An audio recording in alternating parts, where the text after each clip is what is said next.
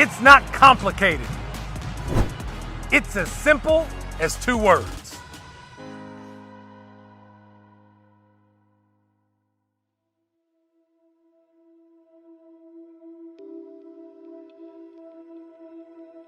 All right, here we go.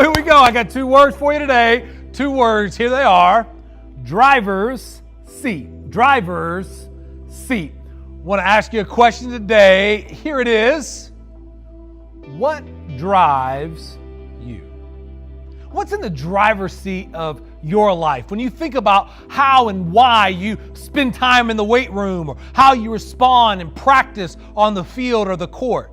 When you think about your goals, what is it inside of you that drives you forward? Who or what is in the driver's seat? And you got to understand that who's in the driver's seat determines where you go. For some of you, fear is in the driver's seat. That you are driven by the fear of not being enough, the fear of consequence, the fear of failure. That fear of fear will drive you to do some really incredible things. That it will drive you to push yourself in the weight room, to get that extra rep, that extra step, to push yourself running sprints, to do more than anyone else will do, for fear that if you don't, then you won't be enough. And if you're not enough in sports, then how can you be enough in life? Others of you are driven by reward, the sense that if I get a high enough reward, be it praise, be it titles, be it awards, if I get a big enough reward, then I can justify the work. And this gets us going, right? This gets us started. And we think about, if I put in the work, then I can earn a starting job. And the reward of a starting job pushes us forward. But once we get that starting job, and the starting job, the newness of it wears off, then all of a sudden, having the starting job is not enough. Then we've got to be all district. And so we work for that, and then we get all district, and we find that that's not enough. And so then we need to be recruited. But then being recruited D3 is not enough. It's got to be D2 or D1, and D1's not enough. It's got to be Power 5. And it's not enough that I was a college athlete. Now I've got to make it to the pros. And it's not just that I was the pros. I've got to be a Hall of Famer. It's not just I was a Hall of Famer. And do you see?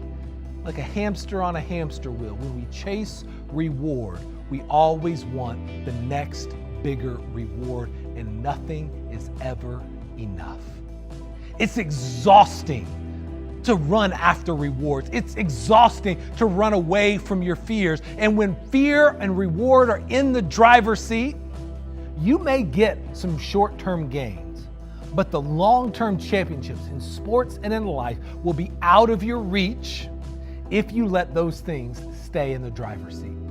That's why today I want to challenge us to kick fear and reward not only out of the driver's seat, but out of the car, and to replace it with love and with passion and with want to. To move above the line from fear and reward to love and passion and want to. A love of self and a love of your team. To know that you and your teammates are worth your very best work. You are worth the sacrifice, the long hours, the early morning. You and your teammates are worth it.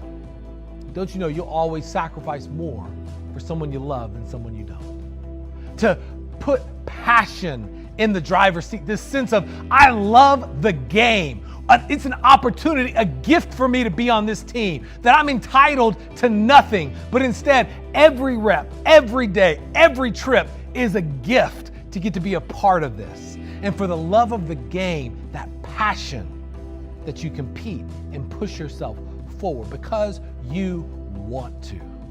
Because you want to get better. Because you want to grow. Because you want to achieve your goal. Not because you need to for fear that if you don't, you're not enough. Not because the work you're doing will be worth it once you get the reward, but because you want to. You want to do the work.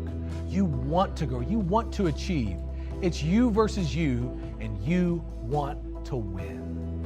And you see, to bridge that gap from fear and reward to love and to passion and to want to bridge that gap, there's one simple thing that you can do.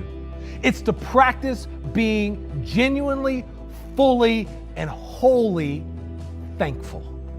That when you practice gratitude and you practice thankfulness, not just in the polite, thank you for this, thank you, sir, thank you, ma'am, but from the depths of you, take a posture of gratitude And every opportunity, every resource that you're given, every person in your life, even the things that you do well, you sit back and you are grateful for them. You sit with them and realize that they don't have to be this way. Your gratitude will fuel your effort in a way that nothing else can. When you practice gratitude, love and passion and want to can't help but be in the driver's seat.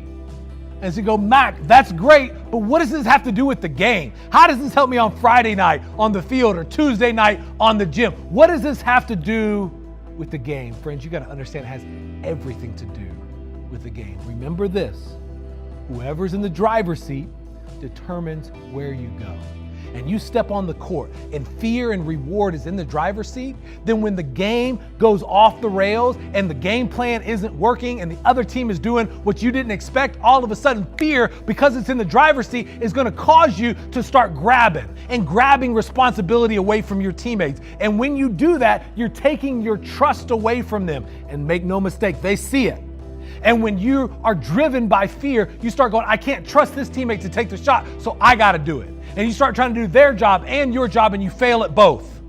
That when reward is in the driver's seat, then you find ways to cut corners because you go, I can't miss the reward. And so if I have to cheat, if I have to play without character, if I have to be nasty, the ends justify the means, and I'll do whatever it takes. But when we remove fear and reward from the driver's seat, and we are thankful for the opportunity to play the game, passionate about the game that we love, and loving the people that we play it with, then all of a sudden, when the game falls off the rails and the game plan's not working, you don't have to freak out. Why? Because you know, love, and trust your coaches. You know, love, and trust your teammates. And for the love of your teammates, for the love of yourself, you're going to stick to the plan and you're going to push through. You're going to believe that it can be done because you've done it in practice, because you trust the people around you, and you're not going to cut corners. If it takes you going the long way, you'll do it because you trust the people around you, because you're thankful for them, for the opportunity to be who you say you are. You're thankful for the resources that you've been given to execute the game plan, the practice, the planning, the coaching. You're thankful for your teammates, your brothers, your sisters that have gone through the battle with you.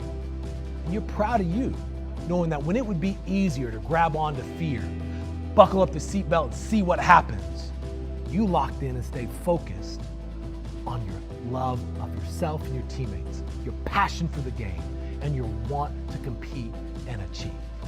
And that changes how the game goes. And when you get it in sports, you'll get it in the game of life.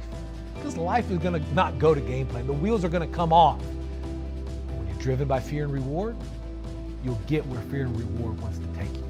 But when you're driven by love and passion and want to, bridging that gap by gratitude, then it doesn't matter what happens around you because you can trust who's in the driver's seat. So listen to me, friends. I don't know your goals or dreams, big or small, short-term or long, but I do know this. That if you want to find success in the game of sports, in the game of life, well, it's not complicated. It's as simple as two words. You got to know who's in the driver's seat. Let's have a good one today.